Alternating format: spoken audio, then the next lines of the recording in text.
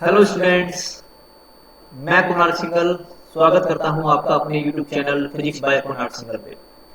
बेटा, जैसा कि आपको पता है कि आप लोगों के लिए क्लास 9th स्टूडेंट्स के लिए एक सीरीज चलाई जा रही है और उस सीरीज में बेसिकली हम क्या देख रहे हैं, डेरिवेशंस देख रहे हैं। चैप्टर 9th के रिगार्डिंग चैप्टर 9th फिजिक्स के अंदर जो भी हमारे डेरिवेशन है जो हमारे लिए हेल्पफुल है, राइट, जो एग्जाम के अंदर आते हैं वो हम डिस्कस कर रहे हैं, राइट। तो जैसे कि प्रीवियस वीडियो के अंदर हमने चैप्टर फर्स्ट के अंदर जो भी डेरिवेशन हमारे थे v equal to U plus A T, यानी कि इक्वेशन ऑफ मोशन का हमने डेरिवेशन किया था मैथमेटिकल तरीके से भी और ग्राफिकल तरीके से भी। तो आज की जो हमारी वीडियो है वो डेरिवेशन के रिगार्डिंग ही है, लेकिन चैप्टर नंबर सेकंड की है। चैप्टर नंबर सेकंड आपका कौन सा है बेटा? लॉज ऑफ मोशन है। तो लॉज ऑफ मोशन में बेसिकली तीन डेरिवेशन आपके पास में है। पहला जो डेरिवेशन आता है वो न्यूटन सेकंड लॉ से आता है, F is equal to M A. Second जो आपका डेरिवेशन आता है वो law of conservation of momentum के रिगार्डिंग आता है, ठीक है। और जो थर्ड डेरिवेशन आता है वो law of conservation of momentum की ही एप्लीकेशन है, जो कि कौन सी है बेटा? रिकॉइलिंग ऑफ गन है, ठीक है। तो आज के हम अपनी वीडियो स्टार्ट करते हैं चैप्टर नंबर सेकंड का derivation F is equal to M A, यानी कि न्यूटन लॉ ऑफ मोशन से। तो अपने पेन और नोटबुक निकाल लीजिए और नोट्स बनाते चलिए, जिससे कि आपको हेल्प हो पाए अपने एग्जाम के अंदर, राइट।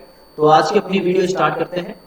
सबसे पहले देखो बेटा, F is equal to M A जानने से पहले हमें पता होना चाहिए मोमेंटम के बारे में। किसके बारे में? मोमेंटम के बारे में। तो जिसको पता है मोमेंटम के बारे में वो जल्दी से अपनी नोटबुक के अंदर लिख लीजिए वीडियो को पॉज कर, ठीक है। देखो बेटा, मोमेंटम जो होता है ना हमारा, वो प्रोडक्ट होता है। It is the product of mass of the body, mass of the body and velocity of the body, ठीक है, velocity of the body. Clear बात? यानी कि मल्टीप्लीकेशन होता है किस किस का? मास of the body and velocity of the body. और मोमेंटम को हम रिप्रेजेंट किससे करते हैं? It is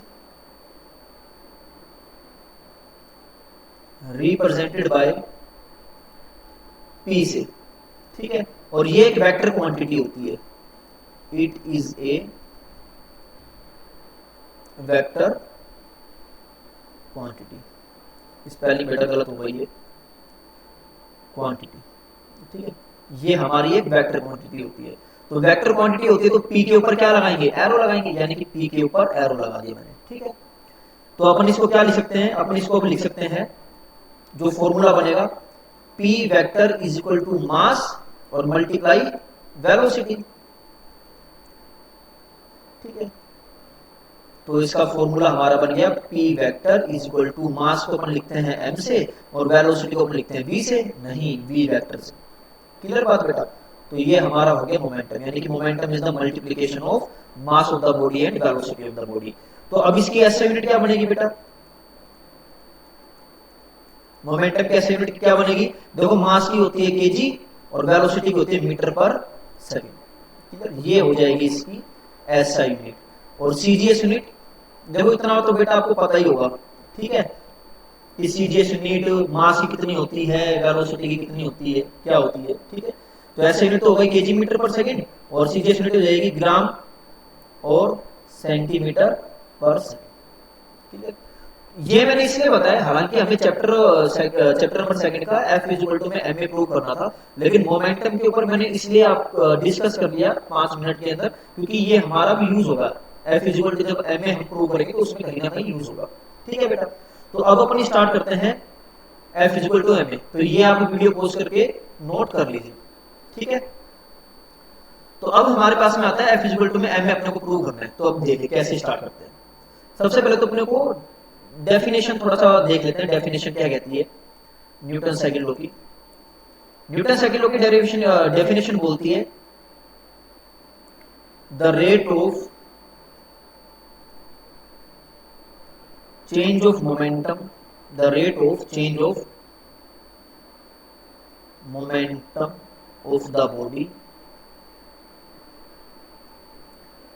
is equal to the external force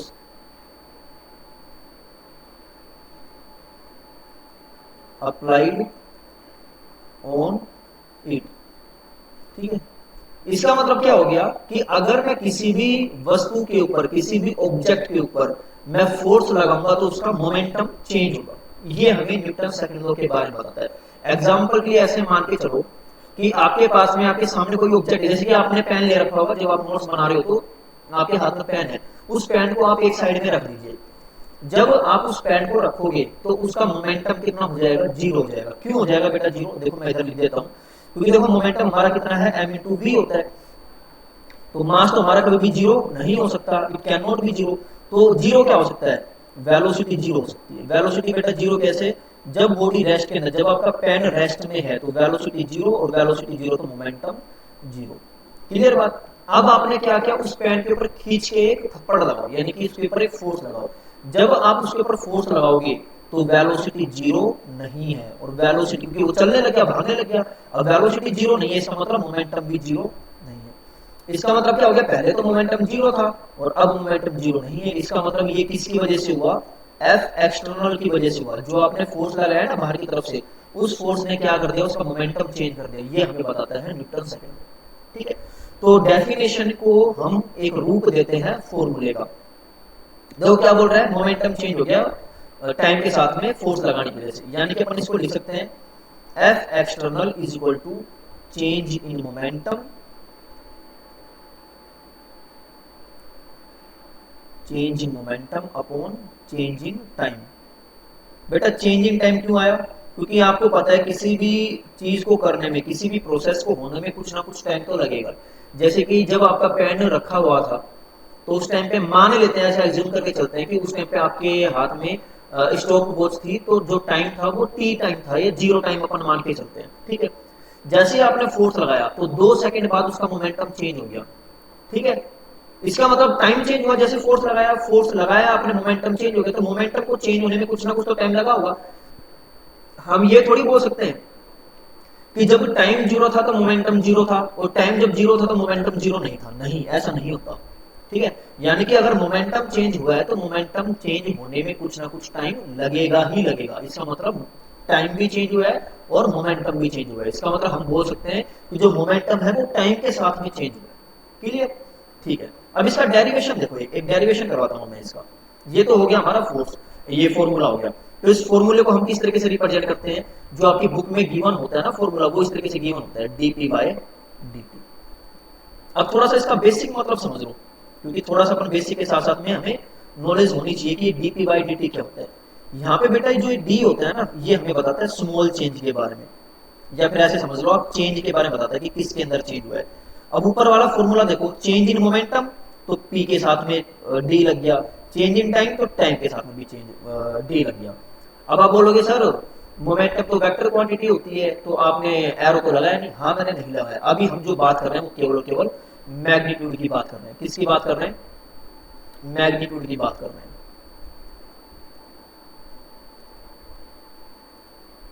ठीक है, मैं किसी भी प्रकार की कोई डायरेक्शन लेके नहीं चल रहा हूं, मैं ऐसा मान के चल रहा हूं कि हमारा 1D मोशन हो रहा है, केवल एक ही डायरेक्शन के अंदर बॉडी चल रही है। ठीक है, इसका मतलब अपन डायरेक्शन की बात ऐसे मान लो, आप डायरेक्शन की बात नहीं कर रहे हैं, हम केवल केवल मैग्नीट्यूड की बात कर रहे हैं। अगर डायरेक्शन की बात करोगे तो ये फॉर्मूला ऐसे बन जाएगा, F vector is equal to dp by dt, और p के ऊपर क्या लग जाएगा? वेक्टर लग जाएगा। ये हमारा वेक्टर के रूप के अंदर हो गया। ठीक है, और ये हमारा मैग्नीट्यूड हो गया। तो बेटा ये जो dp बाय dt होता है, इसको अपन क्या पढ़ेंगे? इसको रीड कैसे करेंगे? इसको रीड करेंगे change of momentum, change of momentum with respect to time, यानी कि मोमेंटम का चेंज होना किसके साथ में? टाइम के साथ में। ठीक है, तो ये हमारा न्यूटन सेकंड लॉ की बेसिक सी डेफिनेशन थी और एक फॉर्मूला था।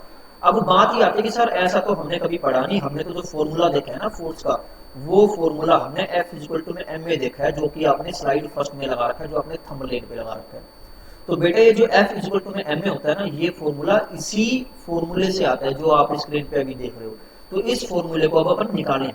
ठीक है, तो ये सभी चीजें आपने नोट कर ली होगी। अब नेक्स्ट स्लाइड के अंदर अपन डिस्कस करते हैं कि ये फॉर्मूला आया कहां से। ठीक है बेटा, तो देखो अब एज्यूम करके चल रहे हैं कि ये हमारा एक सरफेस है। ठीक है, और ये कोई भी बॉडी है जिसका मास m है, ये कोई भी बॉडी जिसका मास m, और ये इस ए पॉइंट के ऊपर है। जब ये इस ए पॉइंट के ऊपर है तो इसकी जो वेलोसिटी है वो इनिशियल वेलोसिटी है यू, ठीक है। अब इसी डायरेक्शन के अंदर मैंने एक फोर्स लगा दिया, एफ एक्सटर्नल फोर्स लगा दिया। अब सीधी सी बात, आपको पता है, बेसिक नॉलेज तो आपको है, क्योंकि आप chapter number 2 laws of motion का Newton's first law of motion पढ़ के आ चुके हो। क्या पढ़ के आए उसके अंदर कि हम अगर किसी भी बॉडी के ऊपर फोर्स लगाएंगे तो उसकी स्पीड अगर कम है तो ज्यादा हो जाएगी, ज्यादा है तो कम हो जाएगी, मतलब उसकी वेलोसिटी चेंज होगी, उसकी स्पीड चेंज होगी। तो इसी तरीके से आप देख रहे हो, जब ये ए पॉइंट के ऊपर था तो इसकी स्पीड कितनी थी, यू थी। मैंने फोर्स लगा दिया, तो फोर्स लगाने की वजह से मान लेते हैं ये यहाँ पे पहुंच गई, ठीक है। ये मान लेते हैं बी पॉइंट के ऊपर पहुंच गई। तो बी पॉइंट पर पहुंचते पहुंचते पहुंचते पहुंचते इसकी स्पीड चेंज हो गई, यानी कि वी हो गई इसकी वेलोसिटी। मैं ऐसा मान के चल रहा हूं कि मास चेंज नहीं हुआ है, मास हमारा क्या है, कांस्टेंट, यानी कि ये जो m है ये हम ऐसे मान के चल रहे हैं कि मास हमारा क्या है, कांस्टेंट, ठीक है। क्लियर बात, यानी कि मास हमारा कांस्टेंट है। जब मास हमारा कांस्टेंट है तो मास तो चेंज होगा नहीं, केवल और केवल वेलोसिटी चेंज होगी। तो वेलोसिटी चेंज होने में कितना टाइम लगा दिया होगा, टी टाइम लगा दिया होगा, यानी कि ए से लेके बी तक पहुंचने में, या फिर ऐसे बोल लो यू से लेके वी तक होने में कितनी टाइम लग गया होगा, टी टाइम लग गया होगा, ठीक है। अब बेटा देखो इनिशियल मोमेंटम, देखो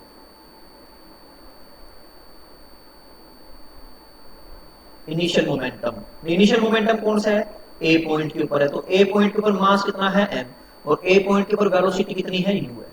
क्लियर बात। इसी तरीके से फाइनल मोमेंटम क्या है, फाइनल मोमेंटम हमारा बी पॉइंट के ऊपर है, मास इंटू बी पॉइंट वाली वेलोसिटी भी। अब एफ एक्सटर्नल बेटा क्या होता है, एफ एक्सटर्नल होता है चेंज इन मोमेंटम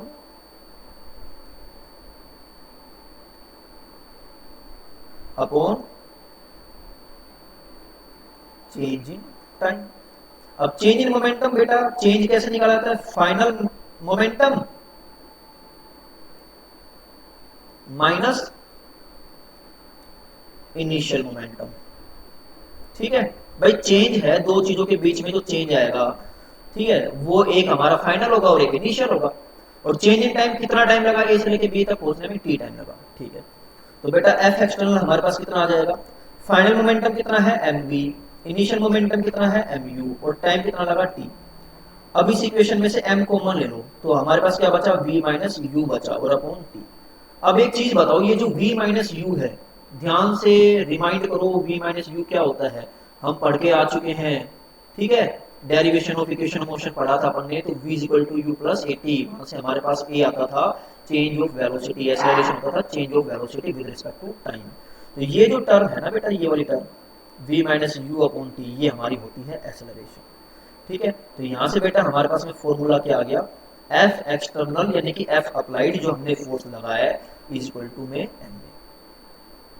क्लियर बात। तो ये हमारे पास में डेरिवेशन आ गया एफ इज इक्वल टू में एम ए का। तो अगर आपके एग्जाम के अंदर ये फॉर्मूला प्रूव करना आता है कि ये फॉर्मूला बताओ आप, तो इस तरीके से आप इसको कर सकते हो, ठीक है। अब एक ना बेसिक सी नॉलेज में आपको कुछ बता रहा हूं इसके अंदर, थोड़ा सा आप इसमें ध्यान दीजिएगा। अब देखो हमारे पास में जो ये फॉर्मूला है ना एफ इक्वल टू में एम ए, अब एफ इक्वल टू में एम ए का मतलब ये हो गया कि ये जो ए एक्सेलरेशन होगा वो हम ऐसे लिख सकते हैं। तो बेटा इसका मतलब क्या हो गया, acceleration is directly proportional to force और acceleration is inversely proportional to mass of the body. मतलब क्या हो गया, मतलब ये हो गया अगर किसी बॉडी के ऊपर फोर्स ज्यादा लगेगा, फोर्स ज्यादा लगेगा तो उसका एक्सेलरेशन भी ज्यादा होगा। क्लियर बात भाई, डायरेक्टली प्रोपोर्शनल है ना, a is directly proportional to F. इसका मतलब अगर हम किसी बॉडी के ऊपर तेज फोर्स लगा देते हैं तो वो तेज भागने लग जाएगी, उसका एक्सेलरेशन ज्यादा आ जाएगा। और अगर हम उसके ऊपर कम फोर्स लगाते हैं तो उसकी वेलोसिटी कम चेंज होगी यानी कि एक्सेलरेशन कम चेंज हुआ, ऐसा हम बोल सकते हैं। Similarly A is inversely proportional to m, इसका मतलब क्या हो गया, अगर m बढ़ेगा तो एक्सेलरेशन कम होगा और m अगर घटेगा तो एक्सेलरेशन ज्यादा होगा। एग्जांपल मान लो जैसे कि ये सड़क है और ये कोई भी बच्चा है, ये कौन है हमारा बालक, दिस इज बालक। अब इस बालक के सामने दो चीजें, एक तो मान लेते हैं कि ये कोई भी दीवार है, दिस इज नॉट इन हवा। अभी बोलो सर बालक तो हवा में उड़ रहा है, अरे हवा में नहीं उड़ रहा, बस डायग्राम ऐसा मैंने बना दिया है, ठीक है, डायग्राम को समझो, ठीक है। मान लेते हैं ये इसके सामने कोई भी एक हल्की सी दीवार है, अब बालक ने इसके ऊपर फोर्स लगाया, मान लेते हैं ये जो इसका जो मास है ना, इस दीवार का जो मास है वो m मास है, छोटा सा मास है, हल्की सी दीवार है और इसके ऊपर इसने फोर्स लगाया 10 न्यूटन का। अब भाई हल्की सी दीवार है तो ये गिर जाएगी, यानी कि दीवार विल फॉल, हाँ दीवार विल फॉल, यानी कि जो दीवार है वो गिर जाएगी, वो टूट जाएगी। सेकंड केस के अंदर यानी कि ये जो वॉल है, वॉल क्या हो जाएगी बेटा, ब्रेक हो जाएगी। ब्रेक हुई यानी कि जब चलने लगे, कहने का मतलब ये है कि पहले रेस्ट में थी, जब फोर्स लगाया तो मोशन में आ गई, यानी कि इसके अंदर एक्सीलरेशन प्रोड्यूस हो गया। अब वो ज्यादा हुआ कम हो गया वो बात की बात है, ठीक है। सेकंड कंडीशन के अंदर मान लेते हैं यही हमारा बालक है, अब इसको धरती पे ले आते हैं अपन, ठीक है। मान लेते हैं ये गेंडा, ठीक है भाई, गेंडा देख लो थोड़ा सा, ये मान लेते हैं हमारा गेंडा है, कोई भी मान लो, ठीक है, देख लिया कितना प्यारा गेंडा है। ये मान लो दिस इज, जो आप हिप्पोपोटामस बोलते हो ना, डायनासोर बोलते हो इंग्लिश के अंदर, आप इंग्लिश मीडियम वाले स्टूडेंट हो, ठीक है, हमने भाई हिंदी मीडियम में पढ़ा था गेंडा, तो हमें तो गेंडा याद है, ठीक है, तो मान लेते हैं ये गेंडा। अब ये जो गेंडा है ना, इसका मास जो है भाई साहब वो है कैपिटल है, कैपिटल है, यानी कि क्योंकि आपको पता है भाई उसका तो मास बहुत ज्यादा होता है, एग्जांपल के लिए मान के चले 2000 केजी, वैसे ही मान लिया, इसके अंदर किंतु परंतु करने वाली बात नहीं कि सर 2000 केजी का नहीं होता, कम का होता है, एग्जांपल के लिए माना है 2000 केजी का। और ये भाई साहब ये जो बालक है हमारा प्यारा सा नन्ना सा मुन्ना सा, ये जो बालक है, ये बालक इसके ऊपर फोर्स लगा रहा है अभी भी 10 न्यूटन। अब एक बात बताओ क्या सिचुएशन होगी, गेंडा हिलेगा? सोचो 2000 केजी के ऊपर ये जो बालक है, बालक का मास मान लेते हैं 50 केजी का होगा और ये 10 न्यूटन का फोर्स लगा रहा है इस गेंडे के ऊपर, तो गेंडा हिलेगा? मान लेते हैं अगर हिला भी तो ये बात तो तय है बेटा कि जितना एक्सेलरेशन इस फर्स्ट कंडीशन के अंदर प्रोड्यूस हुआ था और ये सेकंड कंडीशन के अंदर प्रोड्यूस हो रहा है जो एक्सेलरेशन, इसका मतलब इसका मास ज्यादा हो गया तो एक्सेलरेशन इसका कम है, इसका मास कम है तो इसका एक्सेलरेशन ज्यादा है, क्लियर। यानी कि अगर एक्सेलरेशन बढ़ गया, सॉरी मास अगर कम हो गया तो एक्सेलरेशन बढ़ जाएगा और मास अगर ज्यादा हो गया तो एक्सेलरेशन घट जाएगा। तो कहने की बात बेटा ये थी इसके अंदर कि जो हम फॉर्मूला पढ़े हैं F = में ma, तो उस वाले केस के अंदर जो एक्सेलरेशन प्रोड्यूस होता है ना, वो दो चीजों पे डिपेंड करता है। एक तो डिपेंड करता है कि हमने कितना फोर्स लगाया है उस बॉडी के ऊपर, और सेकंड डिपेंड करता है कि उस बॉडी की मास कितना है। जितना ज्यादा फोर्स लगाएंगे उतना ज्यादा उसका एक्सेलरेशन आएगा, ठीक है, जितना कम मास होगा उतना ज्यादा उसका एक्सेलरेशन आएगा। इसका मतलब ये जो हमने फोर्स लगाया ना, इस फोर्स ने उस बॉडी के अंदर एक्सेलरेशन प्रोड्यूस कर दिया, क्लियर बात। तो ये फॉर्मूला था और ये हमारा डेरिवेशन था F = ma का। अब मैं आपके लिए कुछ क्वेश्चन लेके आया हूं, ठीक है बेटा, तो वन बाय वन ये क्वेश्चन अपन आज डिस्कस करते हैं, 4-5 क्वेश्चन लेके आया हूं, ठीक है। ये डेरिवेशन आप अच्छे तरीके से नोट कर सकते हैं अपनी नोटबुक के अंदर, जिससे कि आपकी हेल्प हो जाए और आपके कोई एग्जाम अगर चल रहे हो या फ्यूचर में कोई भी आपका एग्जाम हो, ठीक है, तो उसके अंदर आपकी हेल्प हो जाएगी इसमें, ठीक है। अब देखो ये वाला क्वेश्चन क्या बोल रहा है, calculate the force needed to speed up a car with a rate of 5 meter per second square if the mass of the car is 1000 kg। यानी कि हमें क्या बताना है, हमें बताना है फोर्स। फोर्स अपने को नहीं पता और मास कितना दे रखा है, यानी कि m की वैल्यू कितनी दे रखी है 1000 kg, और एक्सेलरेशन कितना दे रखा है 5 metre per second square. Sir आपको कैसे पता लगा इसमें एक्सेलरेशन दे रखा है, इसमें तो बोल नहीं लगा एक्सेलरेशन। अरे मेरे नन्हे मुन्ने लाल गोपाल, आप ये बताओ ये जो मीटर पर सेकंड स्क्वायर जो यूनिट होती है ये किसकी होती है, एक्सेलरेशन की होती है ना, यानी कि एक्सेलरेशन दे रखा है अपने को। अब फोर्स बताना है, अरे सर बहुत आसान क्वेश्चन है ना, आसान क्वेश्चन है तो करो जल्दी से। F = में ma, m कितना दे रखा है 1000 और एक्सेलरेशन कितना दे रखा है 5, तो कितना फोर्स 5000 न्यूटन का फोर्स अपने को चाहिएगा अगर अपने को 1000 केजी की कार के अंदर 5 मीटर पर सेकंड स्क्वायर का एक्सेलरेशन प्रोड्यूस करना हो तो, ठीक है। ये आपका फर्स्ट क्वेश्चन था। अब सेकंड क्वेश्चन देखिए, ठीक है, देखो मैं वेट करवा रहा हूं इसको, आप इसको ट्राई कीजिए,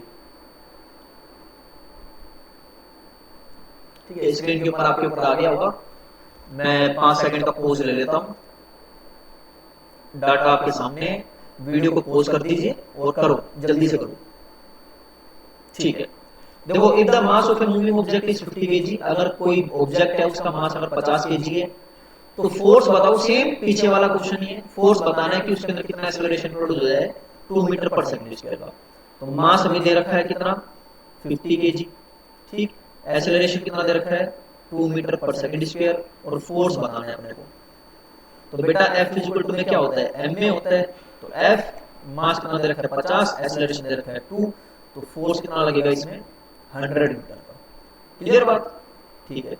नेक्स्ट क्वेश्चन देखो, स्क्रीन के ऊपर आपके ऊपर आ गया, पोज कीजिए, ट्राई कीजिए क्वेश्चन को, ठीक है। मैं स्टार्ट कर रहा हूं।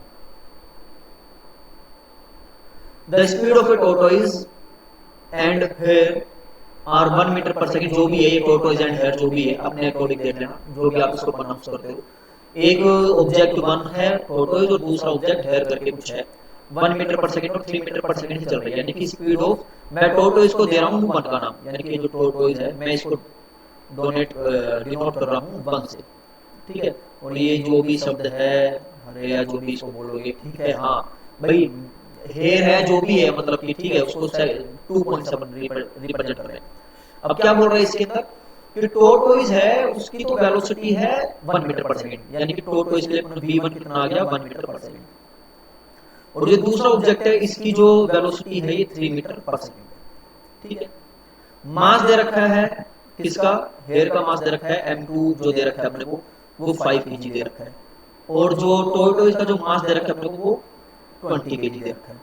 अब क्या बताना है इनमें से मोमेंटम किसका ज्यादा होगा। अच्छा अच्छा, तो बेटा मोमेंटम का फॉर्मूला अपन ने पढ़ा था, p इक्वल टू में mv होता है, तो टोर्टोइज के लिए क्या लगाएंगे p1 इक्वल टू में m1 v1, क्योंकि 1 से हमने टोर्टोइज को रिप्रेजेंट किया है और 2 से हमने हेयर को रिप्रेजेंट किया है, तो m2 v2, ठीक है। तो टोर्टोइज का कितना आ गया, ये आ गया 20 और ये आ गया 1, तो मोमेंटम टोर्टोइज का आ गया 20 kg मीटर पर सेकंड, और इसका कितना आ जाएगा बेटा, ये आ जाएगा 3, मास हो गया 3 और वेलोसिटी हो गई 5, तो 15 kg मीटर पर सेकंड।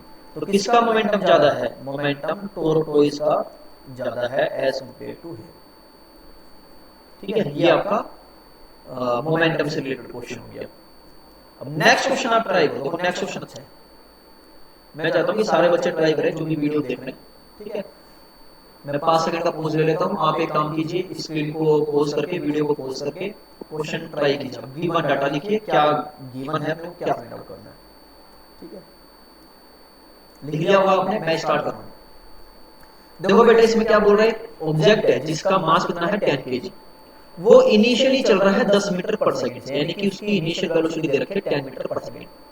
अब क्या बोला गया कि उसके ऊपर एक फोर्स लगा, और वो फोर्स कितने टाइम तक लगा है 4 सेकंड तक लगा है, ठीक है, यानी कि constant force acts on it 4 second, 4 second तक उसके ऊपर एक फोर्स लगा, जिसने, यानी कि जो फोर्स है 4 सेकंड तक लगा, जिसकी वजह से उसकी जो स्पीड है ना वो 2 मीटर पर सेकंड, मतलब कि कहने मतलब इसमें क्या बोल रहा है कि फोर्स लगा 4 सेकंड के लिए, उसको स्पीड दी उसने, अपोजिट डायरेक्शन के अंदर उसकी स्पीड हो गई, यानी कि 4 सेकंड बाद उसकी स्पीड हुई ना उस फोर्स की वजह से वो 2 मीटर पर सेकंड हो गई अपोजिट डायरेक्शन में। एग्जांपल के लिए शुरू में जो ऑब्जेक्ट था वो 10 मीटर पर सेकंड से ईस्ट डायरेक्शन में चल रहा था, 4 सेकंड बाद वो वेस्ट डायरेक्शन में चलने लग गया 2 मीटर पर सेकंड से। अच्छा, तो एक्सेलरेशन बताना है अपने को, फोर्स बताना है, ठीक है भाई। अब देखो गिवन डाटा लिख लेते हैं पहले, मास कितना दे रखा है बेटा, मास दे रखा है 10 kg, ठीक है। इनिशियल बेटा देखो मैं इसको वेलोसिटी लेके चलूंगा, क्योंकि एक्सेलरेशन की बात हो रही तो वेलोसिटी से रिलेटेड हमारे पास में टर्म होनी चाहिए, यानी कि u, वेक्टर लगाओ तो वेक्टर लगा दो, अदरवाइज कोई दिक्कत वाली बात नहीं है, मैं सिंपली लेके चल रहा हूं इनिशियल वेलोसिटी u, ठीक है। मान के चल रहे हैं कि शुरू के अंदर जो ऑब्जेक्ट था वो इधर की साइड चल रहा था ईस्ट डायरेक्शन में, और 4 सेकंड बाद ये जो ऑब्जेक्ट है ये इधर की साइड चलने लग गया वेस्ट डायरेक्शन में, ठीक है। तो इधर की साइड हमारी पॉजिटिव डायरेक्शन लेंगे और इधर की साइड हम नेगेटिव डायरेक्शन लेंगे। तो शुरू में जो बॉडी चल रही थी इनिशियल स्पीड वो कितने से चल रही थी 10 मीटर पर सेकंड, यानी कि 10 मीटर पर सेकंड।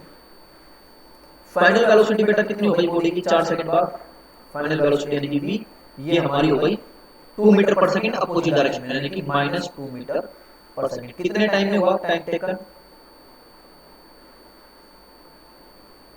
यानी कितने सेकंड में, 4 सेकंड। अब अपने को निकालना है एक्सेलरेशन, तो बेटा a हमारा किसके बराबर होता है v - u अपॉन t, तो v की वैल्यू कितनी है -2 और u की वैल्यू कितनी है 10 डिवाइडेड बाय 4, तो a कितना आ गया हमारे पास -12/4 इज इक्वल टू -3 मीटर पर सेकेंड स्क्वायर। ठीक है, ये जो माइनस आया है ना, इस माइनस का मतलब ये है कि अब जो बॉडी एक्सेलरेट कर रही है, यानी कि अब जो बॉडी मूव कर रही है, शुरू में तो वो जा रही थी ईस्ट डायरेक्शन में, यानी कि अब जो बॉडी मूव कर रही है वो किधर की साइड मूव कर रही है, वेस्ट डायरेक्शन। ठीक है, यानी कि उसका जो एक्सेलरेशन है वो ईस्ट डायरेक्शन में अगर अपन बात करें, नेगेटिव आ रहा है ना, इसका मतलब क्या हो गया, अगर हम केवल ईस्ट डायरेक्शन की बात करते हैं तो ईस्ट डायरेक्शन में उसका एक्सेलरेशन धीरे धीरे धीरे धीरे कम हो रहा है, और किधर की साइड बढ़ रहा है, वेस्ट डायरेक्शन में बढ़ रहा है। कितने से बढ़ रहा है, 3 मीटर पर सेकंड स्क्वायर से उसका एक्सेलरेशन। ठीक है, अब फोर्स निकालना है कि कितना फोर्स लगा है उस बॉडी के ऊपर। F इक्वल टू में m में मास कितना है बॉडी का 10, एक्सेलरेशन कितना है -3, तो बेटा फोर्स कितना लगा, -30 न्यूटन। अब इस माइनस का मतलब ये है कि जो बॉडी के ऊपर फोर्स लगा है ना वो किधर की साइड लगा है, ईस्ट वेस्ट डायरेक्शन में लगा है। बॉडी किधर की साइड चल रही थी, ईस्ट डायरेक्शन में। अब यार देखो इसमें आप ना ऐसा समझो, बॉडी कितनी स्पीड से चल रही थी, 10 मीटर पर सेकंड से। बॉडी की स्पीड कम हुई है ना, तो ये बात है सर कम हो गई, कैसे पता, सर 2 मीटर पर सेकंड दे रखा है, very good, 2 metre per second दे रखा है, पहले से तो कम हो गई। तो एक बात बताओ, उसके ऊपर जो फोर्स लगा होगा वो उसी डायरेक्शन में लगा होगा या अपोजिट डायरेक्शन में लगा होगा। जैसे कि मान लो जब आप साइकिल चला रहे हो तो जिस डायरेक्शन में आप जा रहे हो उसी डायरेक्शन के अंदर तेज हवा चल रही है तो आपकी स्पीड बढ़ जाएगी। जिस डायरेक्शन में आप चल रहे हो उसके अपोजिट डायरेक्शन में अगर आंधी चल रही है, तूफान चल रहा है, बहुत तेज हवा चल रही है, तो आपकी स्पीड कम हो जाएगी। तो यही कंडीशन है, शुरू में जो ऑब्जेक्ट चल रहा था हमारा ईस्ट डायरेक्शन में चल रहा था, लेकिन जो इसके अंदर ये फोर्स हो रहा है ना, कांस्टेंट फोर्स, ये फोर्स हमारा लग रहा है पीछे की साइड, वेस्ट डायरेक्शन में लग रहा है कहीं ना कहीं। ठीक है, अब ये फोर्स कोई भी हो सकता है, ये फोर्स फ्रिक्शन वाला फोर्स भी हो सकता है या कोई अप्लाइड फोर्स भी हो सकता है। क्वेश्चन में अपने को गिवन नहीं है फ्रिक्शन के बारे में रिलेटेड, तो हम मान के चल रहे हैं ये जो फोर्स लग रहा है ये अपोजिट डायरेक्शन में चल रहा है क्योंकि नेगेटिव साइन इसके ऊपर है, क्योंकि इसकी स्पीड भी कम हुई है। ठीक है, ये क्वेश्चन करना दोबारा से ट्राई करना, फिर भी कोई कंफ्यूजन हो तो कमेंट में ड्रॉप कर देना अपना जो भी डाउट हो। अब ये वाला क्वेश्चन ट्राई करो, आज का लास्ट क्वेश्चन है ये। देखो एक कांस्टेंट फोर्स लग रहा है 2 न्यूटन का एक बॉडी के ऊपर 5 सेकंड तक लगा। ठीक है, और उसकी जो वेलोसिटी है वो चेंज हो गई, seconds to change its velocity, calculate the change in momentum. तो मोमेंटम के अंदर चेंज बताना है। देखो इसके अंदर फोर्स अपने को बेटा कितना गिवन है, फोर्स गिवन है अपने को 2 न्यूटन का, कितने सेकंड के लिए, 5 सेकंड के लिए। तो अपने को क्या बताना है, चेंज इन मोमेंटम, यानी कि अपने को बताना है डीपी की वैल्यू। ठीक है, इसकी वेलोसिटी चेंज करने के लिए 2 न्यूटन का फोर्स लगा 5 सेकंड के लिए, तो मोमेंटम चेंज करना है। ठीक है, बता देंगे F इक्वल टू क्या होता है, dp बाई dt होता है। तो dp हमारा क्या हो गया, F मल्टीप्लाई बाई t, यानी कि अपन बोल सकते हैं ये जो चेंज इन मोमेंटम है ये फोर्स मल्टीप्लाई टाइम के बराबर है। क्लियर बात। तो चेंज इन मोमेंटम किसके बराबर आ गया, फोर्स हमें कितना दे रखा है 2 और टाइम कितना दे रखा है 5, यानी कि इतने वैल्यू से हमारा जो मोमेंटम है वो चेंज हो गया, यानी कि 10 kg मीटर पर सेकंड से हमारा मोमेंटम चेंज हो गया। अब बेटा ये जो टर्म होती है ना F मल्टीप्लाई टी, ये इसको हम बोलते हैं इंपल्स। क्या बोलते हैं, इंपल्स बोलते हैं। ठीक है, जब भी आपसे पूछा जाए व्हाट इज इंपल्स, तो इंपल्स का मतलब क्या होता है, change of momentum. Change of momentum को हम क्या बोलते हैं, इंपल्स बोलते हैं। ठीक है, मैं थोड़ा सा एक्सप्लेन कर ही देता हूँ नेक्स्ट स्लाइड के अंदर, अदरवाइज आज तक हमें इतना ही, आज हमें इतना ही पढ़ना था, लेकिन इट्स ओके कि अब थोड़ा सा एक नया इंपल्स के रिलेटेड थोड़ा सा आपको पता लग जाए। बस 5 मिनट की और बात है, उसके बाद हम एंड कर रहे हैं। ये जो बेटा हमने डीपी निकाला है ना, ये जो हमारी डीपी की वैल्यू आई है, DP is equal to force multiply time. ठीक है, ये बेसिकली है क्या, चेंज इन मोमेंटम है। क्या है बेटा, चेंज इन मोमेंटम है। ठीक है, और इसी को अपन क्या बोलते हैं, इंपल्स बोलते हैं। ठीक है, आई, ये हमारा क्या होता है, फोर्स मल्टीप्लाई टाइम होता है।